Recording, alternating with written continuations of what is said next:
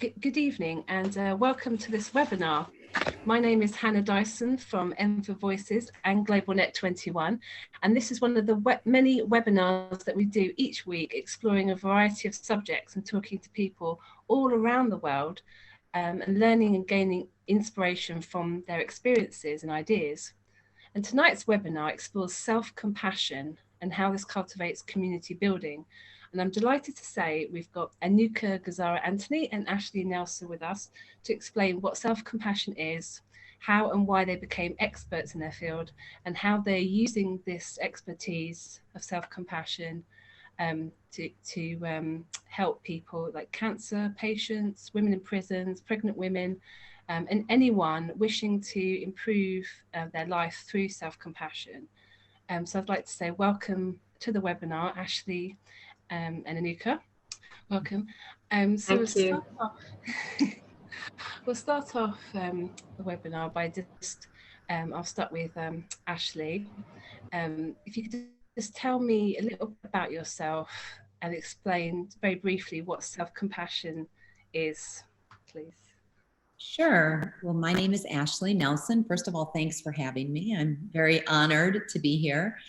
I spent 25 years in corporate America and navigated several leadership roles. I am coming to you from the United States, and I have a family, two children who are now young adults. And I found throughout the course of particularly the last decade or so that mindfulness practices, and specifically mindful self-compassion, has helped me navigate tremendous stress, both on the personal front and on the professional front. And we were forced into an experience with one of our children who was diagnosed with a life-threatening illness. And while I was in a pretty intense leadership position at work, and I found that deepening my mindfulness practice and understanding more about the practice of self-compassion and mindful self-compassion really supported me in ways that changed my relationship with stress, allowed me to show up as a better mother, allowed me to show up as a better leader at work. And I feel so passionately and strongly about it that I have since left my role in corporate America. And I now launched an organization with Anuka as a partner, who we share mindfulness-based and self-compassion programming with organizations and communities to help people thrive, face chronic illness and major stressors in their life. So self-compassion to me really is defined as being kind to oneself and showing up with full presence and mindfulness, and also an awareness that what I'm feeling is also being experienced by others across the world. And so there is an element of kindness, an element of mindfulness, and an element of common humanity. And there are practices that can remind us of all those things and help us on the journey. So it's amazing. They're so simple kind of concepts, but it's almost like we have to learn about that in order to actually bring ourselves back into sort of being kind to ourselves in that way. Thank you, Ashley. And Anuka, could you introduce yourself and tell us a bit about how you discovered self-compassion? Yeah, sure. So thank you so much again for having us, and hello everyone. My name is Anuka Gasser, and I have been working in the field of mindfulness for about 20 years now. And it started off because as I was starting my career, I started to experience extreme burnout, and I just became this person that I just really didn't enjoy being. And it led me to, taking some time off work and really taking time to reflect through some long silent retreats. And it was through that journey that led me to really exploring secular mindfulness and really understanding how I can bring these tools into the workplace. And that journey led me to a training course at a institute that was born at Google called Search Inside Yourself. And Ashley and I actually met through the teacher training course there several years ago in San Francisco. And we just, we really felt so connected, and so it was like two minds meeting, but sharing so many similarities and passions about this work. And so I decided to partner with Ashley. And, as she mentioned, we've been, NCS is really an organization that's dedicated to really empowering people and really helping individuals as well as companies and organizations really thrive, especially now where we are all facing so many challenges. And so it's just been such a wonderful journey working with her. And for me, self-compassion, just echoing what Ashley said, it's really about having this loving awareness towards yourself. And it sounds so simplistic almost, but it's actually something we are so not used to doing. We're not used to offering ourselves kindness. And especially for women, for those of you who, are on the call as carers as well, we are so good at giving our time to others and looking after the kids and caring for parents or community, but we are not always necessarily good at offering ourselves time for self-care and self-love. So really, self-compassion is about exploring that and being present with that loving awareness for me. So, yeah. Thank you, Anuka. That's absolutely brilliant. Thank you, and very inspiring. Ashley, following what Anuka was saying about being in the workplace and putting a lot of pressure on yourselves, do you think we're brought up as children to be unkind to ourselves? Why do you think we need to focus on self-compassion so much in maybe the Western world? There could certainly be something to the Western world and our culture. We can also take a step back and just understand that as a species, we are hardwired for negativity. And there is a tremendous amount of science around mindfulness-based practices and a burgeoning amount of science around self-compassion practices. We know, science knows, that we are as a species hardwired for negativity, and we have a threat response system hardwired into our brains that is ultimately can be hijacked by a small little structure, a bilateral structure in our brain called the amygdala, that when triggered goes into fight, flight, or freeze mechanism. And so we have this threat defense system that helps keep us alive as a species. And certainly that whole mechanism has worked well for thousands of years and kept us alive. However, the more we use it, the more dominant that system in our brain becomes. Our brains are like any muscle in our body. Our brains are malleable. Our brains can change. And the way we change our brain is by what we pay attention to or what we focus on. And so because we're hardwired for negativity, and because this threat defense system has lived prominently to help keep us alive, scanning the horizon for threats and dangers, that has become a well-traveled muscle in our brains. And self-criticism, self-judgment falls into that. And in order for us to rewire the brain, so to speak, and travel into other regions of the brain that are more connected with pro-social behaviors like kindness, empathy, compassion, we need to actually practice those things to kind of rewire the negativity bias and the threat defense system that has been so heightened and developed in all of us. Because we're also mammals, and mammals respond to care and compassion. And so I'm not sure if I can comment on precisely why we've ended up to be a culture that finds it so easy to self-criticize, but I do know that we have the capacity to change it and to soften those biases and tendencies that exist in order to be more healthy, both physiologically and mentally. So. Yeah, I think there's a lot of a culture, especially in the UK and probably America as well, where before COVID, the more present you were in the workplace, the more you're working hard, and maybe people thought that that's the way I can get a promotion, rather than maybe somebody who's just naturally good at their job and get promoted that way just by producing results. Could you tell us, maybe Anuka, could you tell us a bit about your work in the workplace? So are you going into different workplaces and helping leaders, and how can we learn from what you've learned to build communities in our local area?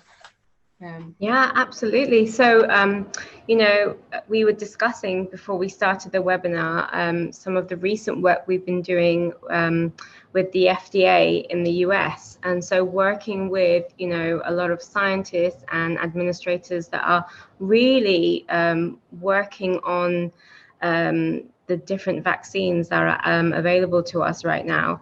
And so offering them tools and practices to navigate what you can imagine as a really challenging environment, right? Imagine going into work knowing that, a lot of your day is really dedicated into creating this vaccine that's going to change the lives of the world that you're living in. And so that comes with a lot of pressure and a lot of stress and responsibility.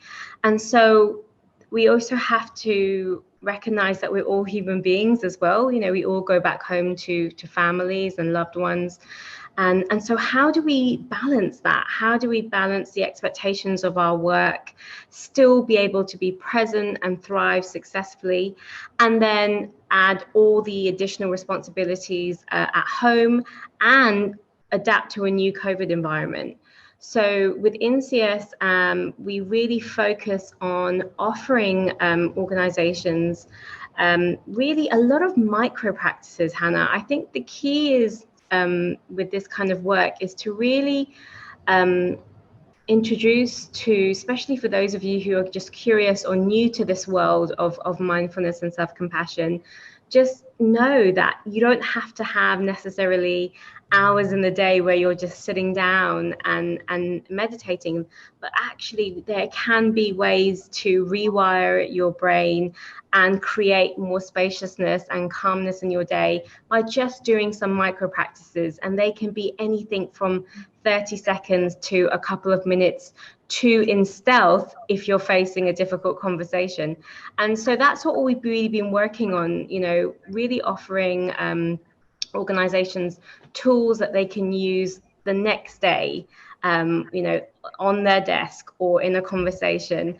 And over time, they will build these new muscles, within the brain that will help them cultivate much more peace and calm, and the ability to just reflect rather than react so quickly, which is what we all tend to do because, we're really all juggling so many more balls in the air right now than we have ever before in the last 100 years.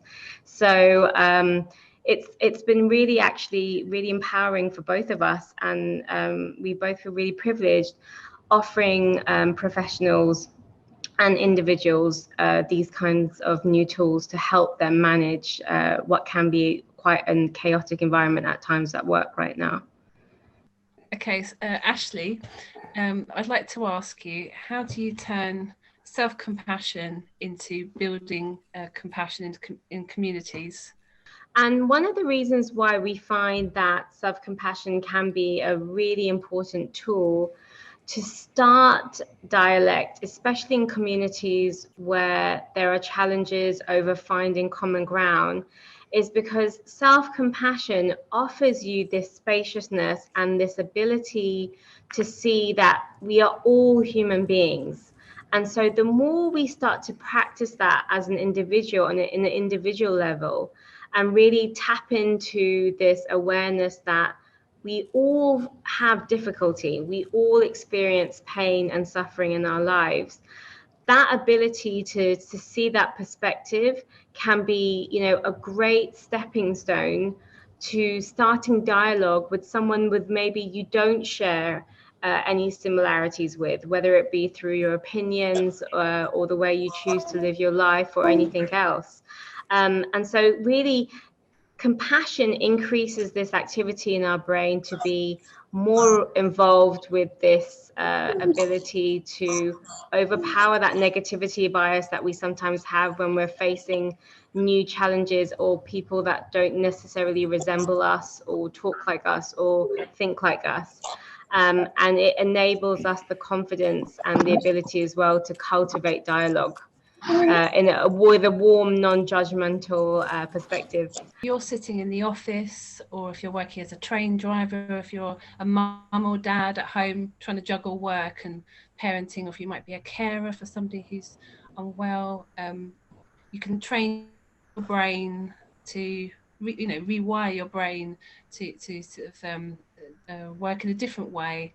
And I think that's so amazing. Do you know how long that would take? So if you were to start doing self-compassion exercises, either 30 seconds or a minute, how long does it take for that practice to change your brain? Ashley, I think we had some data, right, from the last time we taught the intro. Did you want to share some of that? There are different scientific points around that. Some of the data suggests that 8 consistent weeks of daily mindfulness practice can support changing the brain and really strengthening and deepening connectivity to a particular region of the brain, the prefrontal cortex, that is our seat of higher order thinking and is really connected to pro-social behaviors. There are also some additional studies coming out of other universities and neuroscience centers suggesting that even just these daily micro practices for 5 minutes a day can start to change your behavior and habits quite quickly. So there are different, I should say, standards of training, and the 8 weeks of daily practice for dedicated periods of time certainly will present some changes, but there is a lot of research coming out that these small, short bursts of micro practices can also support you. So, and make really significant changes. That's amazing. I think that's something really positive for people to learn from this webinar, actually, when they're sort of coping with the problems of COVID and being in their house all the time and working very hard. Ashley, I'd like to ask you, before we sort of give examples of the practices that you guys are teach people, could you tell us a little bit about your work in the oncology world and helping oncology patients to deal with a very difficult time? Yes, I've been working in a couple different spaces with patients in patient-facing communities, offering mindfulness-based stress reduction practices and mindful self-compassion practices. And most recently have done some work with breast cancer patients, and I'm also involved in a mindfulness-based intervention that is happening with prostate cancer patients who are primarily male and their spouses. And basically both of those programs, working with breast cancer patients and with prostate cancer patients, we have offered an 8-week curriculum that teaches mixed modality mindfulness exercises. So some of them are meditations, longer meditations, 20 to 30 minutes. Some of them are communication exercises. Some of them are these micro practices that Anuka has spoken so much about. And we basically offer an 8-week class that meets once a week with patients, and the class is 2 hours long, and we go through a number of different types of mindfulness practices, including yoga and mindful movement, as well as some non-movement based practices. I also just finished an 8-week course with narcolepsy patients who suffer from various sleep disorders in the sleep disorder clinic at Northwestern Hospital, which is in Chicago, Illinois, in the United States. And again, mindfulness-based interventions are being used to support patients, often because the what mindfulness practices really do is increase our awareness about how we're talking to ourselves, about how we're relating to stressors in our life, and offer us different ways to reframe our stressors and to work cognitively and emotionally with those stressors. So yes, I've been quite honored to work in patient-facing communities, as well as with the general public and corporate America. There are so many ways that mindfulness can support us, and mindfulness is really being used now to treat a number of other mental health issues. Anxiety and depression are regularly now treated with mindfulness-based interventions as well. So.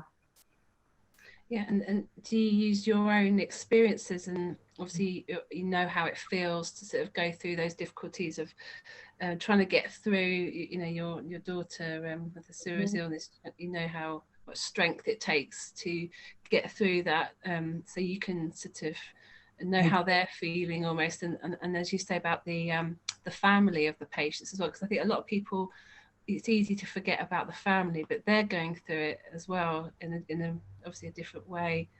They are. I mean, there is so much fear when you're navigating an acute or a chronic illness with a loved one. There is so much fear and so much that's out of our control. And as a species, we all like to be in control. and feeling out of control can be really destabilizing. I mean, certainly all that we are all going through in the world right now with COVID and the political landscape that all of our countries are experiencing is incredibly stressful. So these practices can be so supportive in so many different realms of life. And I know that I use it every day. So. Yeah, just making it as part of your day. I can imagine you would want to do the practices in the morning and maybe lunchtime, afternoon, and maybe in the evening. Do you kind of adapt it for people who have got difficulty sleeping at all? Do they do it right at the end of the day, or is that going to wake them up? It really becomes a very personal thing, I will say. I know that I am a practitioner that practices first thing in the morning. However, I also practice in the middle of the night. I happen to be of an age right now that I am waking up in the middle of the night regularly, and I tend to be up for a period of time, which offers a tremendous opportunity to meditate. So I find that it helps me in the middle of the night, but I do practice regularly in the morning. And then there are these micro practices that we can use in the moment. So we can even communicate compassionately and listen with presence. And these are different forms of mindfulness practices. We can eat with mindful attention, actually paying attention to our food, all of our senses heightened. We can take a walk and listen to the sounds of nature or the sounds of urbanness, wherever it is you live. And instead of allowing ourselves to have a spike of reactivity about it, we can literally just pay mindful attention. And that in itself can become a mindfulness practice. Yeah, I know a lot of people in Enfield during the first lockdown were walking around listening to the birds. You could really hear them very loudly because there was less cars around. So it was lovely to be able to hear that, even though it was quite a difficult time. Okay, so I think if maybe Anuka, maybe you could show us a practice that you would recommend for various people who are stressed with work, maybe parenting, caring responsibilities, feeling a little bit like uncertain about life. How would we go about putting our mind back into a self-compassionate way? Sure. So I'm going to introduce you all to a micro practice. And this is something that you can do in stealth, in silence, without anyone noticing. Or you can actually take some time and really allow yourself to be present with the micro practice. So to do this exercise, I invite you all to either close your eyes or lower your gaze. And just take one deep breath in, allow the belly to rise. And then just exhale and just allow that exhale to just soften the body. Allow the belly to slowly deflate. And with your next inhale, in a moment, you're going to say, breathing in, I do my best. And breathing out, I let go of the rest. So let's do that together. Breathing in, I do my best. And breathing out, I let go of the rest. And you can do this and say this to yourself 2 or 3 times. And what this does is this practice really helps you. And if you like, you can place your hand on a part of the body that offers you comfort, perhaps I place my hand on my heart when I do this.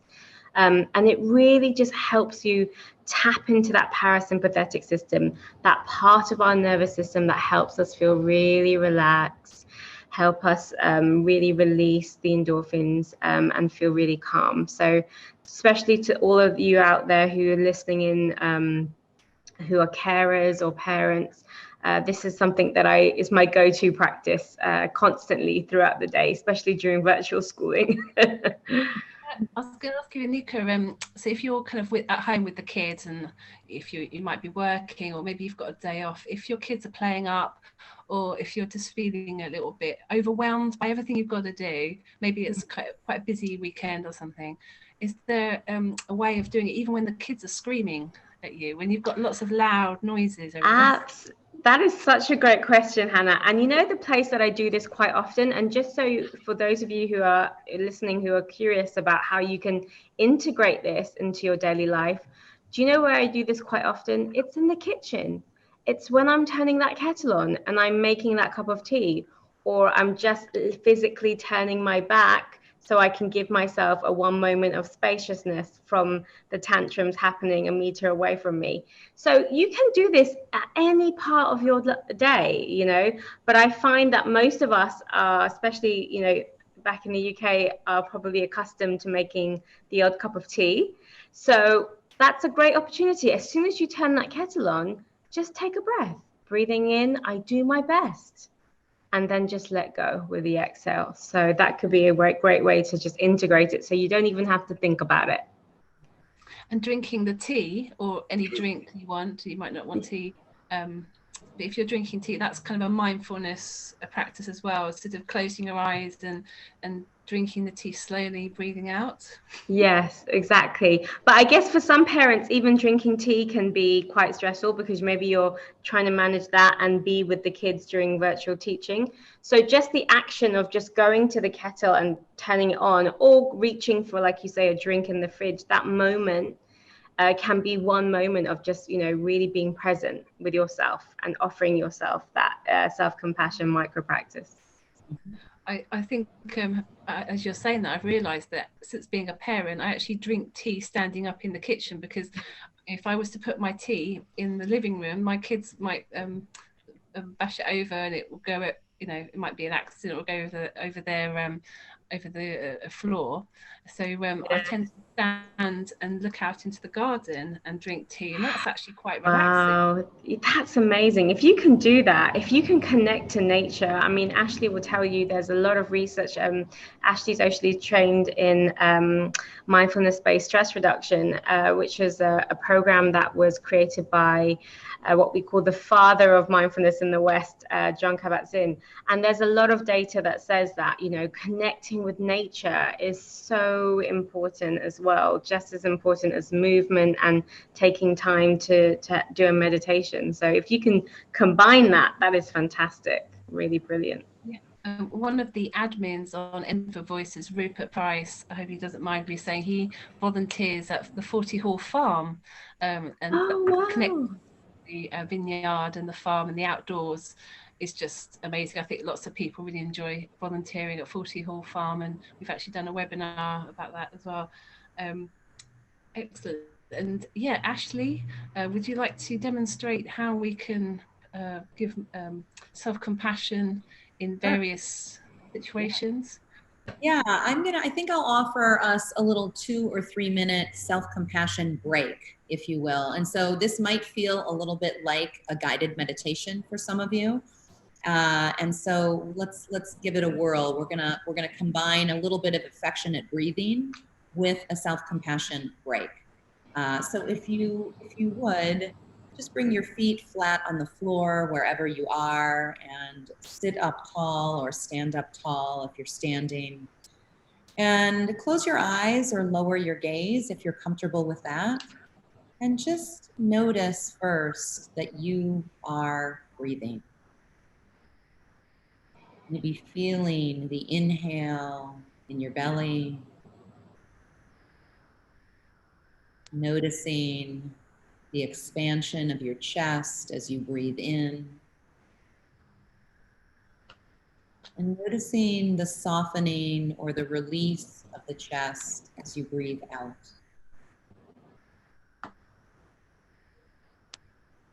And just taking a moment now as a living, breathing human being to place a hand over your heart and just express some kindness or a sense of affection to your body and your breath, which do these incredible things for us, and we regularly take it for granted. So truly just extending a sense of kindness to the breath that gives you life. Maybe just pausing in a moment of awe to consider all that your body does for you on a daily basis.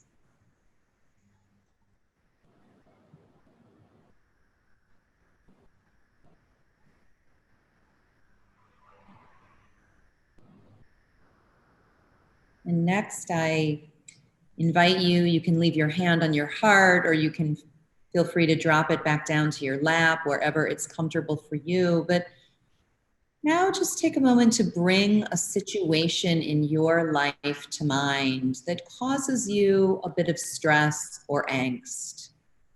It could be a problem at work, or a problem at home, or just some other struggle. Choosing something that's moderate and that is not too traumatic or triggering, because we want to build this resource of self-compassion gradually.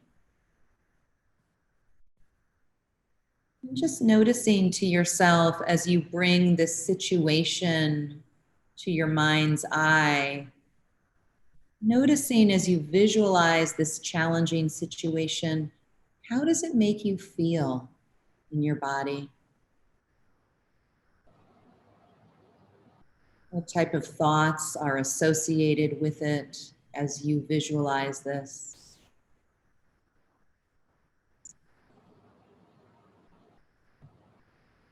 And now try saying to yourself, this is a moment of pain for me.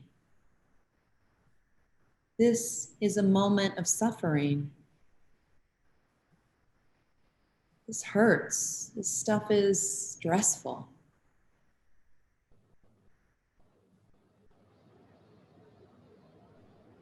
And now shifting to say, this stress and this pain is a part of life.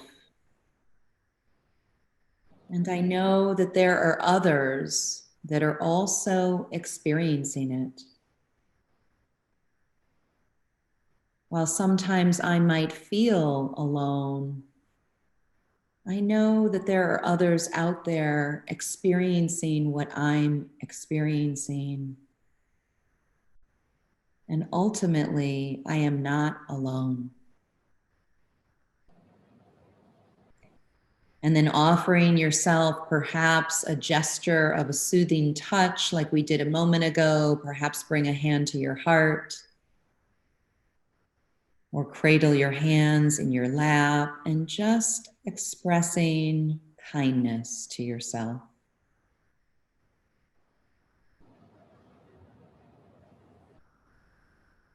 Perhaps now try to say, may I be kind to myself in this particular situation.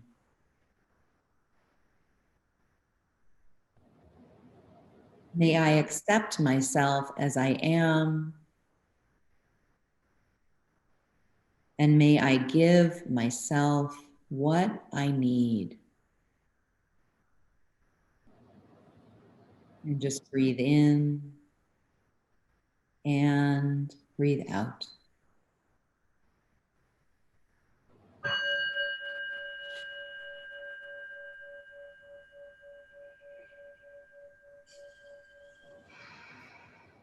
Just coming back to our virtual room together. That would be an example of a 3 or 4 minute meditation that gives you a bit of a self-compassion break and offers truly a moment to lower your cortisol levels and create spaciousness and connect with a broader perspective on the potential situation. Yeah, I know. Thank you so much, Ashley, for doing that. I noticed during that meditation, you talked about being kind to yourself, and you said those words, and that you said it so sort of powerfully. And I think what came to my mind was sometimes we forget to be kind to ourselves. I think with self-compassion, you sort of you don't sort of think about what you'd be like to your best friend or somebody you really love, and would you be saying those critical, if you have critical thoughts, would you be saying that to your friend? No, you wouldn't. But you say it to yourself. And I think we always expect other people to be giving us the compliments to build up our self-esteem. Actually, we can do that ourselves. It's so true, Hannah. You bring something up that is actually a journaling exercise that we often share, Anuka and I do in the classes that we teach. We offer a journaling exercise to ask people to bring a challenging situation to mind and then write a letter to yourself from the perspective of a close friend, a loving grandparent, or a mentor. What would they say to you? And you literally take 5 minutes and journal out this letter as if it's your grandmother, my loving grandmother, speaking to me about this situation. And then you read it and you realize you've said none of those things to yourself. In fact, you've probably said the opposite, trying to beat yourself up and push yourself harder and achieve more. And the awareness that can create about how we speak to ourselves can be so stressful, can add more stress to us than is even necessary in a situation. Yeah, it's almost like we're being unkind to ourselves, but overcomplicating our lives, so that it's more difficult than it needs to be. But I think definitely during COVID and during a pandemic, when things are very difficult, this is a really, really important practice for people to get into.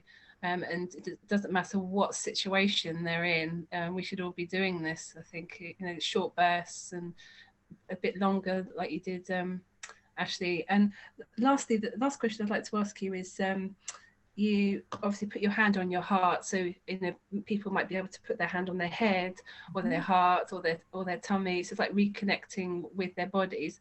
Did you find it just depends on the person how they like to touch their ears or touch their head? Yeah, I do. Some people, you might not be comfortable touching your heart for a particular reason. You might prefer to keep your hands together or place a hand on your head, like you said. Whatever's going to feel comfortable for you, but we are mammals and we respond to human touch.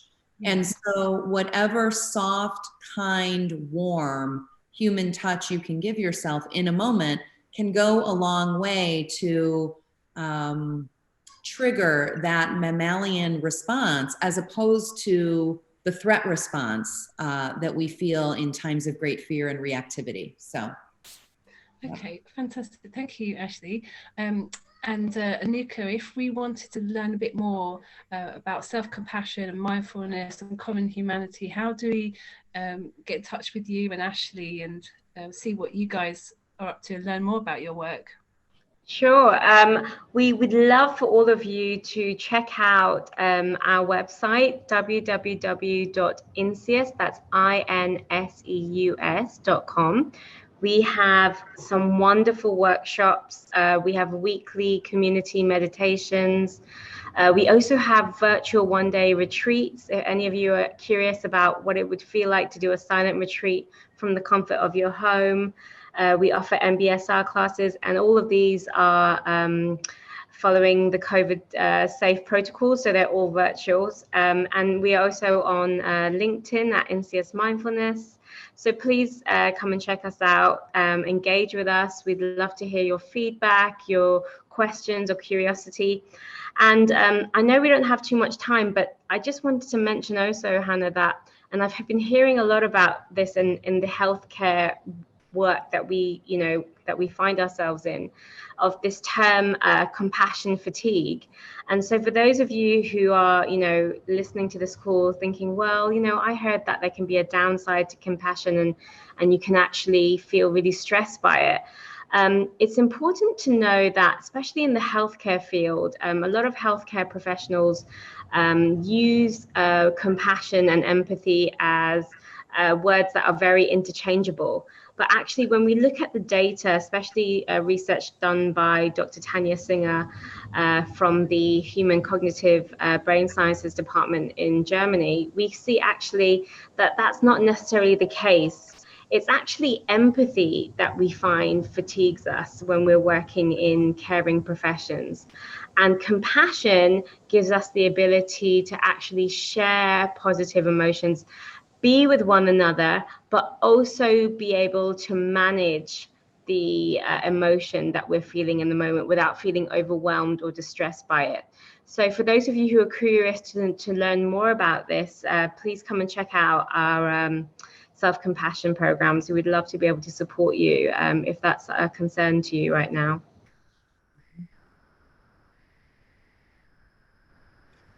There's a question to spell our website again. It is in the chat bar. It's www.inseus.com, which is INSEUS.com. Inseus.com. Thank you so much. Yeah, I certainly like following you guys on LinkedIn actually, and seeing what you post, and it'd be great to sort of keep in touch to see what work you're both doing, because you both pack so much in. I can't get over all the different your health. Thank you, Hannah. And hopefully one day we'll come and work with you and your colleagues at the hospital. We'd love to teach a program there. Yeah, we would love that. Absolutely. Yeah. As soon as we can all get on again. Exactly. Yeah, I can't wait for international travel to start again. I really can't. And it's seeing Americans on the tube and stuff, because they're not allowed to come over and visit anymore. It's quite sad. Yeah, and we're banned too in South Africa, so yeah, it's a little bit travel bans everywhere right now. The best place to be is a sunny place, wherever you can get to, somewhere sunny, and lock down there and wait for it all to blow over in the sea, the sea breeze. But thank you so much for taking part in this webinar, and I really hope it's going to help people. It's going to help people with all different situations. And thank you, Ashley and Anuka, for taking part, and thank you. We've learnt so much.